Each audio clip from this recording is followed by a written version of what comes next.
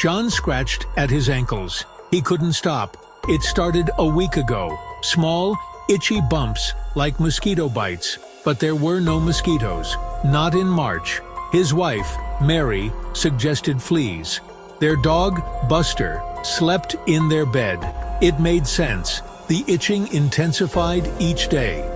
John found himself scratching in his sleep, waking up to raw, irritated skin. He tried calamine lotion, anti-itch creams, even oatmeal baths. Nothing worked. He began to dread going to bed, knowing the relentless itching would keep him awake. Mary, worried, started searching online for solutions. Flea bombs, special shampoos for Buster, even a pest control service. They were willing to try anything to get rid of the invisible tormentor plaguing John's nights. The house reeked of chemicals.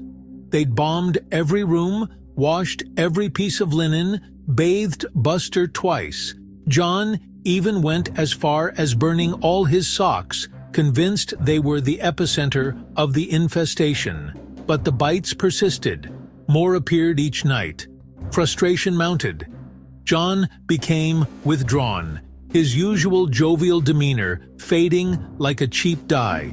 He stopped sleeping in their bed, relegating himself to the couch, fearing his restlessness disturbed Mary.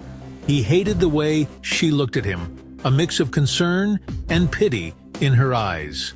One night, after catching John digging his nails into his arms, Mary couldn't take it anymore. "Show me," she demanded, pushing his hands away.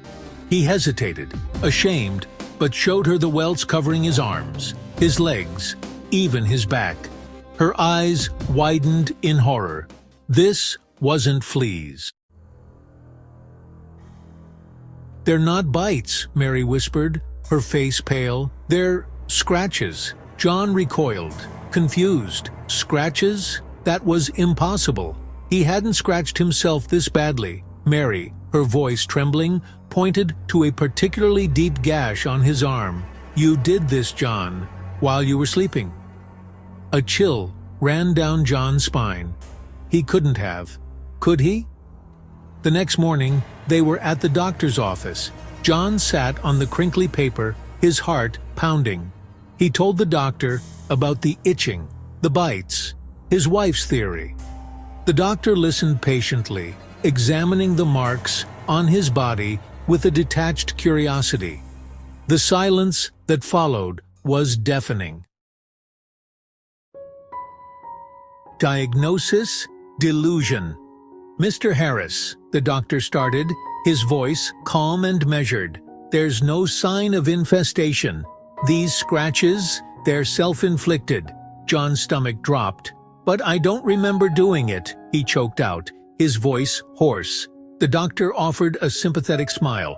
"It's called nocturnal scratching," he explained, "often associated with stress, anxiety, even sleep disorders." The diagnosis hung in the air like a bad smell. John felt a wave of relief wash over him. It wasn't fleas. It wasn't something contagious, but it was something far more unsettling. He was scratching himself raw in his sleep, unaware, driven by some invisible force lurking within his own mind.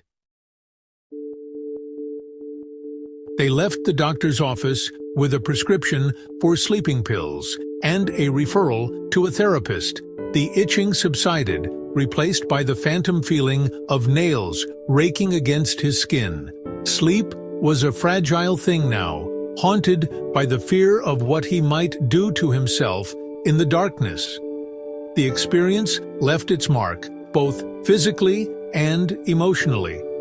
John still bore the scars of those weeks, a constant reminder of the darkness that resided within him.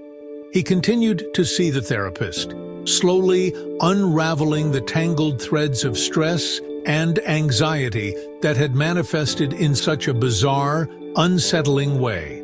Life went on, but it carried a new weight, a new understanding of the fragility of the human mind. They learned to cope, to support each other, to find humor in the darkness.